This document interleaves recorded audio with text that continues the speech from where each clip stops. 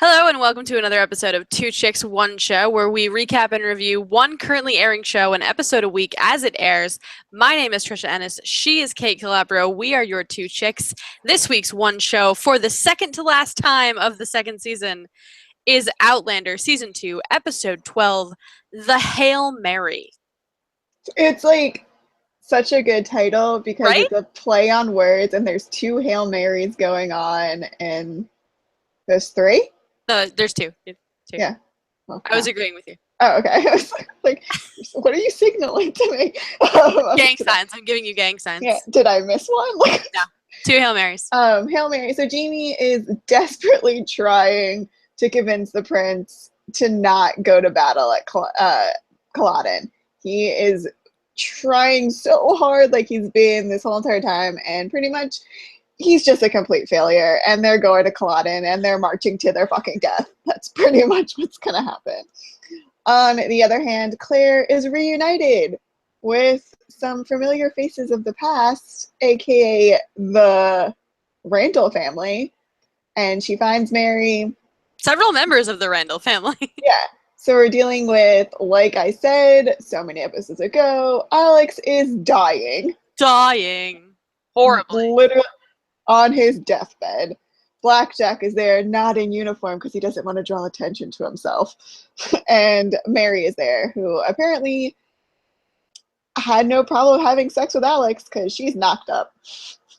Even though she's deadly afraid of sex. Yeah. So Claire, being Claire, it helps Alex, and in some way is now reconnected with BJ. So, I mean, that's pretty much it. Jamie is denied by the prince, and Claire helps BJ. And Colin comes and he dies. Yep. There's this is very much the since it's the second to last episode of the season, this is the we need to wrap up all the loose ends episode before all of the shit hits the fan in the last episode. Yeah. And it's even wrapping up loose ends that were like from season 1. Yes. So yeah, we're wrapping up some loose ends. They're bringing up some storylines that like you and I have been talking about for a while. Like every once in a while we bring up things like isn't it weird that they burned Galis at the stake even though she was pregnant kind of thing. Mm-hmm. And they brought that back up in this episode. They talked about Colum's son Hamish in this episode, who there was like speculation last season about whether or not Colum could even father children. So they brought up a lot of like old plot lines and just sort of like dredged everything up because we're gonna have to, because we know based on the beginning of the season that Claire is going to be leaving 18th century Scotland behind for the 20th century again. So they sort of have to wrap up the 18th century. And it's funny because it's kind of like, well, we have two dead people, and they use like the classic formula of like dead men tell no lies. And tales. In this case, it was lies. This is true. And it's kind of like, well, since I'm dying, here's everything you guys need to know. Right. It's the I have nothing left to lose, so here's all the truths. Yeah. So I think let's start with Alex, because I think that was like one of the bigger things. God, did that guy look like shit? Like hell. I mean, congestive heart failure, horrible tuberculosis and congestive heart failure will do that to you. He looked like shit. Oh my God. The makeup department did a number on him. They really did, because he looked nice in the beginning of the season. Yeah. He was cute. I can see why Mary fell for him. He's unsuspecting. Okay. Anyway, so yeah, he looked like hell. Definitely dying. But Mary was all like, I'm taking care of him. And Claire was like, he's not getting up. Yeah. She's like, he's going to be so much better. And Claire's like, are you seeing what I'm seeing? Are you hearing the hacking? Are you he's dying. Like he's dying, Mary. Not in like weeks, like tomorrow. Like any second now, he's gonna expire. Like Mary in her sweet little like mouse voice is like, but he can't. We're to be married. And then she's the whole like just her naivete about like, he can't die. We're getting married, and like Claire's like, no, you're not. And she's like, but we have to because there's a baby. And Claire's like, oh God. not that, like, it wasn't even that she said she touched her stomach, and, like, Claire's like, are you pregnant? Well, that's the universal sign of I'm pregnant. It's I hands on the guess. stomach in terror. Yeah. Yeah. Like Mary can't. I don't know if it's that she can't catch a break or it's that she can't stop somehow getting herself into these horrible situations. I guess. I mean,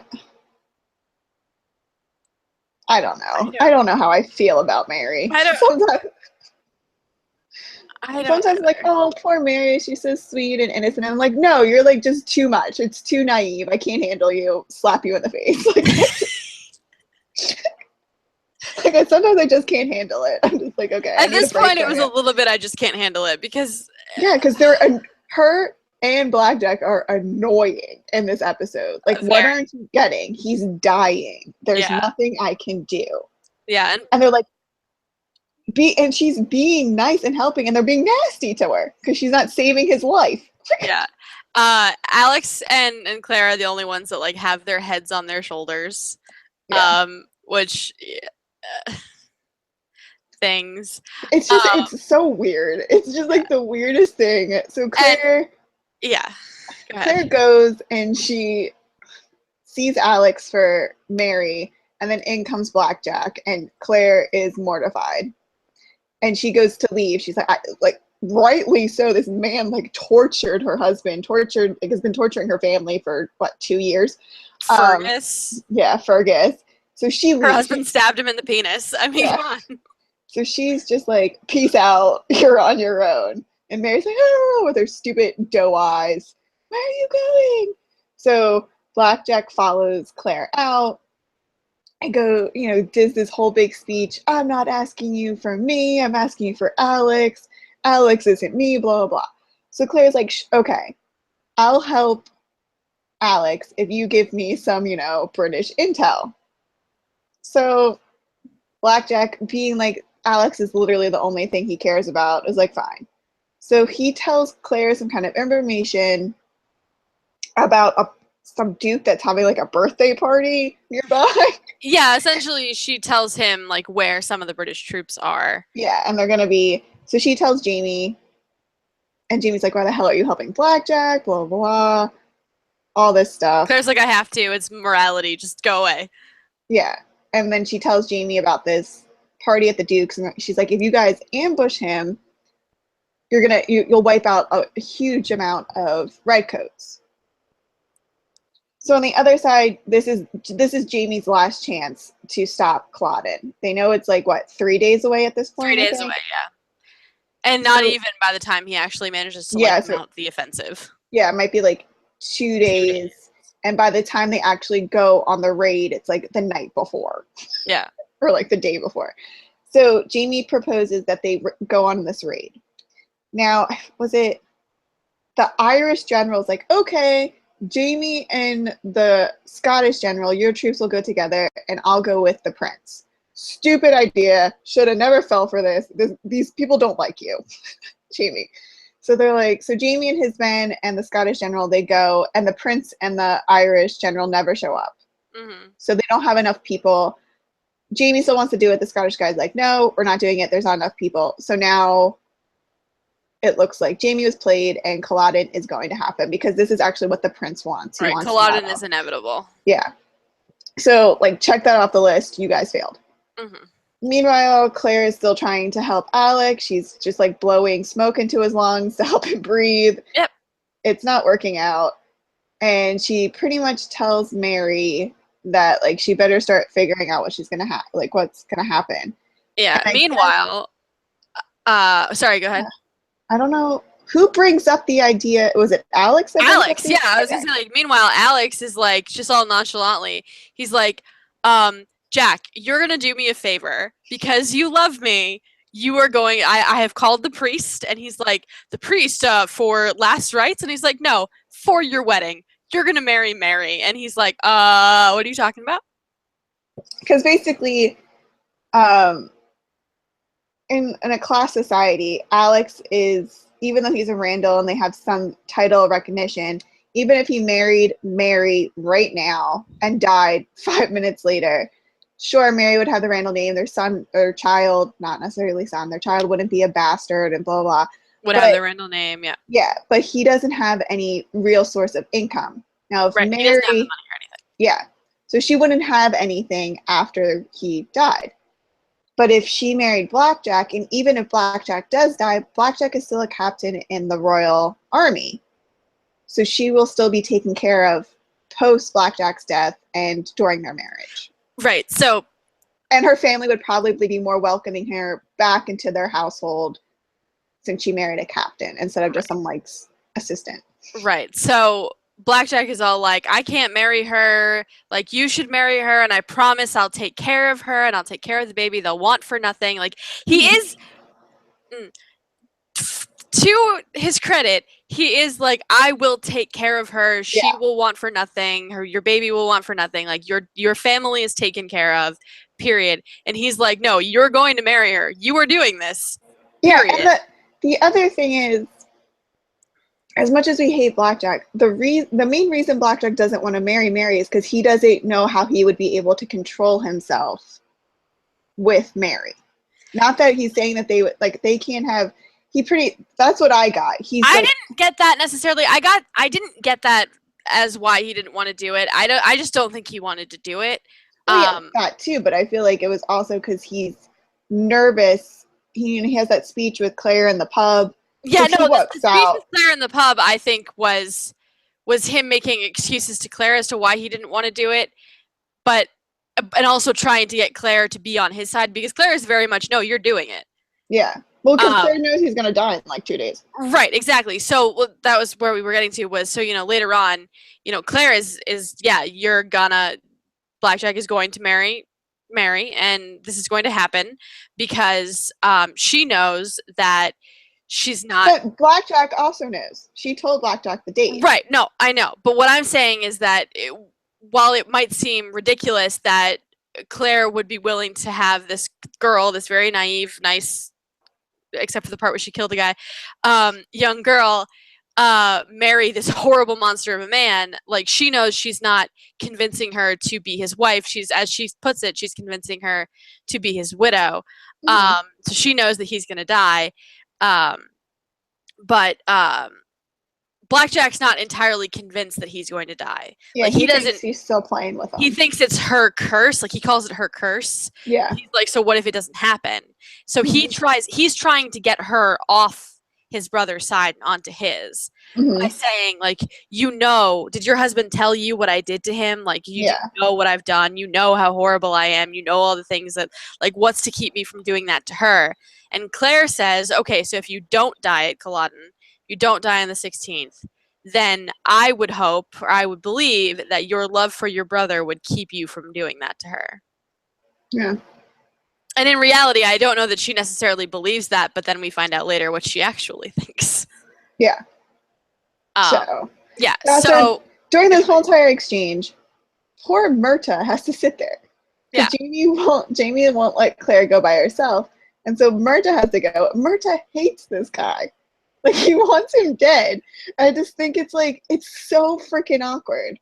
So awkward. And then my sweet, sweet Myrta, when Claire agrees that they should get married, he tells Claire that he will marry Mary and he'll raise the child as his own, and so she wouldn't have to be forced to marry Blackjack. And of course, Claire, so sweet. You're probably sobbing in the corner.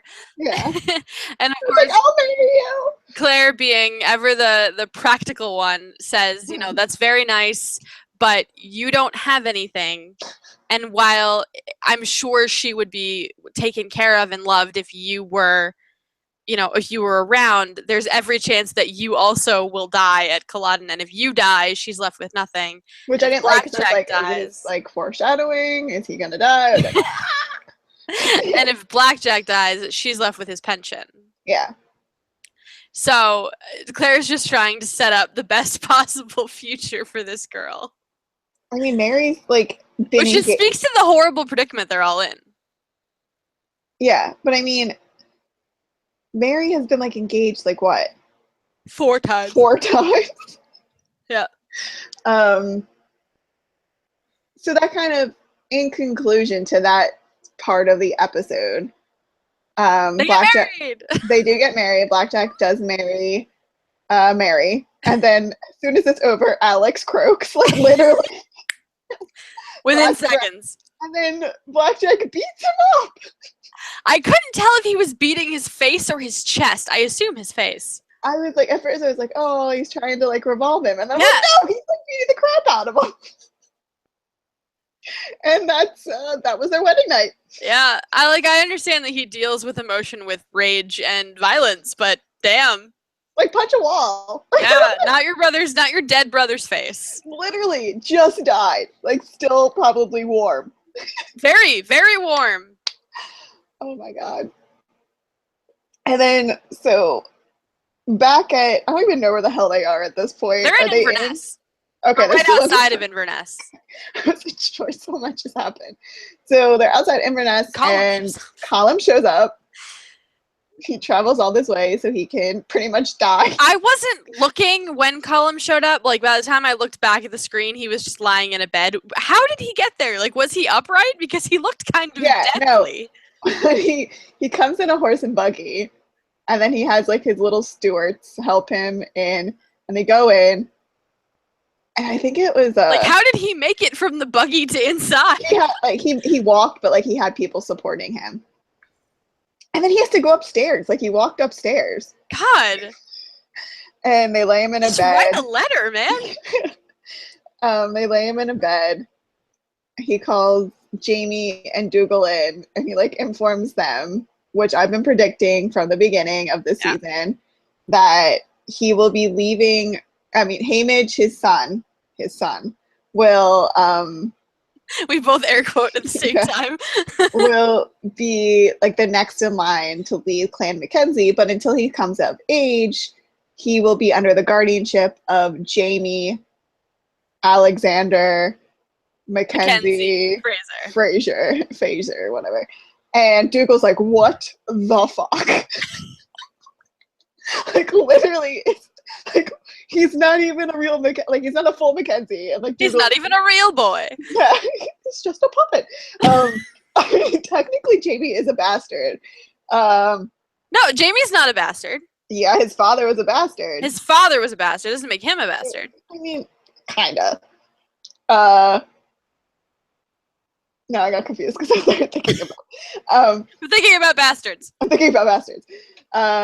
So Dougal's just really pissed off, and basically Colum is just like, listen, Dougal, you're kind of like a hothead, and I just can't trust you with the clan. You will literally like just burn it down within like a week. Also, one of the things I liked when Colum is doing this whole thing, Dougal is like, you know, the men trust me, they know me, they don't know him, he's not really a Mackenzie. And this is a great bird on Colum. Yeah, and he's like, you know, the men love me and they know me and they trust me and they've been following me forever. And Colum is like, don't you think if the men really trusted you and respected you, that more of them would have followed you here?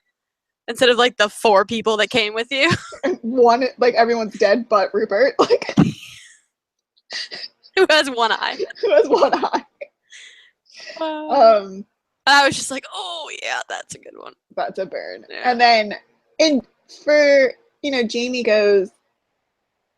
Jamie's really what I've enjoyed this so much in this season in particular is the evolution of Jamie from like being like a naive boy who with just like no responsibilities. With no responsibility and would just like fight people to fight someone is he's become quite, you know, a politician in ways. And he goes, oh, I'm greatly honored by this, but you know, Dougal really should be. And they say something about like, well, Dougal goes, well, don't you think as soon as you die, he's gonna go get the rest of the clan and they're gonna join the battle? Because Colum's main thing is that he doesn't want the clan to march in the rebellion because he just thinks it's kind of pointless. Well, he also is afraid that Dougal will march them to ruin. Yeah. That they'll all die and the Clan Mackenzie will be no more in like a day. Yeah, which I mean, it's kind of fair. Yeah. So, and Jamie goes, probably, like, I probably will go. And, you know, he admits that he probably will as well try to get the clan to join the battle. Colum still doesn't care. I still think this is because Colum has seen this big change in Jamie. You know, he called him out saying that he's done. He knows how to handle Dougal, because he said that a couple episodes back. Colum also points out that like Jamie says, you know, Dougal's right. I will go and I will raise the flag of Clan Mackenzie, you know, for the Jacobites. And I think that Jamie would do that because he knows he has to, because he's already sworn his allegiance. And if he now has power over Clan Mackenzie, he has to do that. But then, you know, Colum goes back to him and says, you know, I have no doubt that you would do that, but I also have no doubt that you would know the difference between leading your men into battle and leading them to their deaths. Yeah. Whereas Dougal would plow ahead whether the fight was, you know, useless or not. Jamie would probably try as hard as he could to save his men. Yeah. So I think there's a stark difference between the two leadership styles. Mm-hmm. You know, leadership and death. Yeah, just like radicalism. Then we also learn at this time period that Hamish is in fact Dougal's son. Yes, which for some reason I thought we learned for a fact last season, but maybe it was just because I read the book and they definitely say that Hamish is Dougal's son in the book. I feel like maybe it might have been something that Claire finds out. Well, because Claire says... Sorry, go ahead. I don't know if Jamie was aware that Hamish wasn't really... and I don't know if it was ever something that was spoken out loud between Colum and Dougal. Maybe. I know Claire says... I think it was just like, no. At least in voiceover, that a result of what Colum has that ruined his legs is impotence. Yeah, like, I mean, I'm pretty... Claire, 99.9% sure she figured that out. Yeah. But I don't know if it was like... No. If it was a badly kept secret, basically. Yeah. Yeah. Yeah. So that, yeah. There's another Colum. Yeah.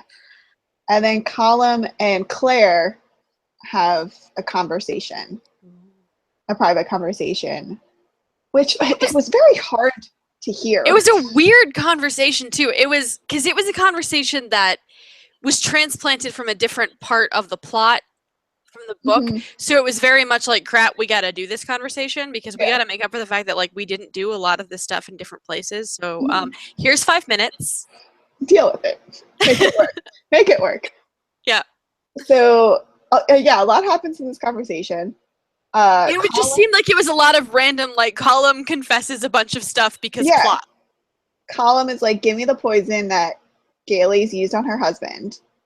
I'm pretty sure he's like says that bitch or whatever, and Claire goes, don't ever talk about my friend like that. And then he goes, because I don't even know how he Yeah. I don't know how it transitions to him being like, well, they let her have the baby. Yeah, I don't know where that came from either. Like, I was listening to the conversation, and it was like, at one point we're talking about one thing, and another point all of a sudden we're talking about something else. Yeah, because he's like talking about his pain and how he just wants to slip into his sleep and die and blah, blah, blah. Baby. Yeah, and then it goes from like Gilly's being a bitch to, well, they let her have her baby, and Claire being like, does Dougal know? And Colum's like, I don't think that's a good idea. Well, it was like, that's something he'll have to carry around. Like, the baby... Okay, so basically, plot is that they didn't kill Gaelis, even though they were dragging her off to the pyre last we saw her. Yeah. They actually let her carry the child to term, which is what they do in the book. But she also doesn't say that it's the spawn of Satan in the book. This is true. They let her carry the child to term. She has the baby, and then it's being raised by a couple of members of Clan Mackenzie, William Mackenzie and blah, blah, blah, who they don't have kids. So the baby is being raised because it's going to come into play later. Yeah. It was just one of those, like, crap, we need to explain this, I guess, which I don't know that they necessarily needed to, but maybe they do. I don't know. And so like, that was just thrown in there for reasons. Yeah. But we haven't mentioned Gaelis Duncan in a while, so... But wasn't it hard to hear him? Yeah, it was. So then it was like one of those, like, that's something that Dougal will have to carry around, blah, blah, blah. And then poison me, please. And isn't suicide a sin? And was there something else?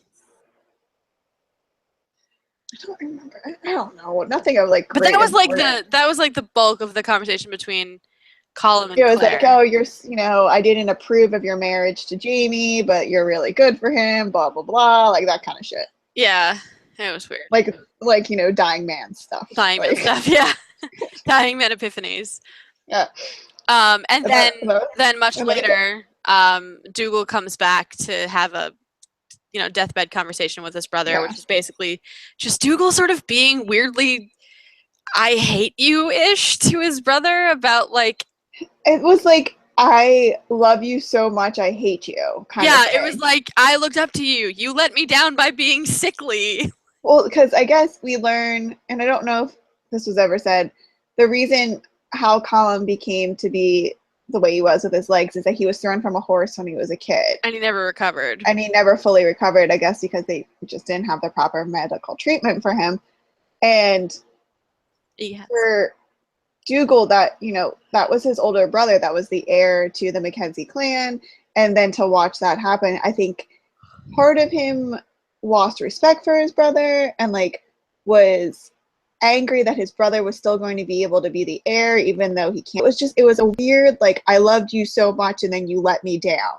Yeah, and all the while, like, he's having this, I mean, it was a good performance. Yeah. But it did not endear Dougal to me anymore. I mean, part of me was like, I felt bad because I feel like he really wanted Colin to hear him. And even in Colum's death, he was still kind of like, fuck you, Dougal. Because in the middle of this like tirade of Dougal's, he takes the poison. And then he just fucking dies. And then he dies. And then even Dougal says something like, even in your fucking death, like, you still are just like, I'm bored of like, you. even now you let me down, or something like that. Yeah. Like, even, I still bore you. Like, it was like, the poor guy couldn't even, like, just be like, I fucking hate you so much. You can't even die right. Yeah. So, and now I gotta drag your fucking body back to, like... And you didn't even give me the plan. Yeah. What are we gonna do with you now? So now Jamie is in charge of the Mackenzies, and we are marching off to Culloden. Yeah, pretty much. And yeah, that's it. That's all it. This episode was interesting because it was very much tying up loose ends. It was very talky. Yeah, but I didn't, like we said in the past, it was an episode where I didn't feel like I was bored. There have been episodes this season where I have been bored. Oh, me too. Yeah, but this one was, I mean, I think it's because you had the two different locations and two different people that were dying that like interchanged between the two situations. Yeah, it was also good performances and like it was very talky, but it was, like I said, it was good performances, and it was really good character moments that really sort of like built on things that we've been building up for 2 seasons. Yeah. It brought about these like these relationships that like the Dougal Jamie Colin relationship that we built up for 2 seasons. And you said prior to us going on air that never happened within the books. No, that conversation, that whole the confrontation of the 3 possible clan leaders and stuff, that whole thing doesn't happen in the book. It's much more straightforward. Colin dies off camera, so to speak. It all happens off screen and very differently, and I think they're doing and I don't really want to talk too much about the book anymore this season because they've gone so off script with that. I think they're doing a really good job adapting it, though, because of the way they've managed to hit all of the main points. Like they're doing things so differently, but to the same effect. But yeah, that I think it fits the medium so much better. Like things are so much more visual. Mm-hmm. There's a lot of description in the book. Well, I think it's also because you're also seeing it from not just such Signia. Yeah. Yeah, but, yeah. Yeah, so Dougal does get Clan Mackenzie in the books. Yeah, at least as far as I can tell. Mm-hmm. Because, what happens from what I can remember, because a lot of it's a blur. A lot of it's a blur of I don't care and headaches, literal headaches. But Claire gives Colin the poison, and then a little while later, Dougal shows up with Clan Mackenzie, like all of Clan Mackenzie, mm-hmm. not just like the 5 or 6 dudes. But to for me, as someone that's only watched the television show, This is actually much more interesting. yeah, I have always felt since season 1 when we had since the oath ceremony, I feel like we've been building up to Colum's death, and then it's going to be This face-off. it's going to be either Dougal gets it or Jamie gets it. And I've always felt like this conversation was going to happen. And I don't know if you ever felt like that when you read the books, or did you just automatically think it would just go to Dougal? No, I never felt like that reading the books. I never felt like it was important. Yeah, but it was set up, I feel like in the show it was set up to be important. I feel like it could have been. I never really cared that much about what was going on with Clan Mackenzie in this season anyway. Mm-hmm. Not in the same way that you seem to have, and I don't know if that's just because I didn't attach myself to certain scenes the same way, Mm-hmm. or anything. But I definitely agree that the way they're handling it in the show is more interesting than the way I felt like they were handling it in the book. They being the author, Diana Walden. Mm-hmm. But that could also be because I'm more of a visual person, and I like the faster pace of television, and Mm-hmm. the fact that it blends the visual and the narrative together. So I don't know, but I think they're doing a really good job adapting the story. Yeah. And I'm really interested in the finale, which airs next week. Not this week. Oh, sorry, No, this week. It's this Saturday. Saturday. It's 90 minutes long. Yeah, it's this Saturday, July 9th at 9 p.m. on Stars, and it is an hour and a half, 90 minutes long. And it's going to be jam-packed because we got lots of crap to talk about. I mean, yeah, we got the battle. We have Claire lots of other stuff because we can't talk about what else is going to happen. Except for yet again, and I love Entertainment Weekly. I am part of the Entertainment Weekly community family, but they kind of ruined something for me again. Because, I can't believe that. Ahead of the finale, I don't know what because I haven't read Entertainment Weekly this week, and if you want to remain unspoiled for the finale, don't read the book, obviously. Yeah, don't read the first 5 chapters of the book because a lot of that's going to be in the finale. Yeah. But also don't pick up Entertainment Weekly and mute your computer right now because I'm going to say it.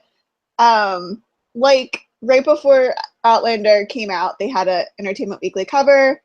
We met Brienne and Roger, and I was like, oh, okay. And then this, I forget what week it was. It was a double issue. So it's the one that still has Rogue One secrets on it, the cover. And it goes, oh, and then right in the circle is like Outlander season finale big reveal. And it shows it shows a picture of Brianna and Roger on set. And it doesn't, at this point, I think the world kind of knows who Brianna is because they mentioned it in the first one. But this time around, they kind of told you that Roger is a relative of Clan Mackenzie. So I'm like, oh, so this is why we had to mention that Dougal and Gallus's son survived. Well, we all of a sudden had to bring up the baby that we hadn't talked about. Yeah. Yeah. So I was like, oh, thanks a lot. Yeah. So incest. Kind of. Not really. Like when really that many generations, it's not incest anymore. Yeah. It's weird because Brianna was conceived in the 18th century. And so Brianna's actually not that many generations removed, but Roger is many. She's what would she be to Dougal's kid?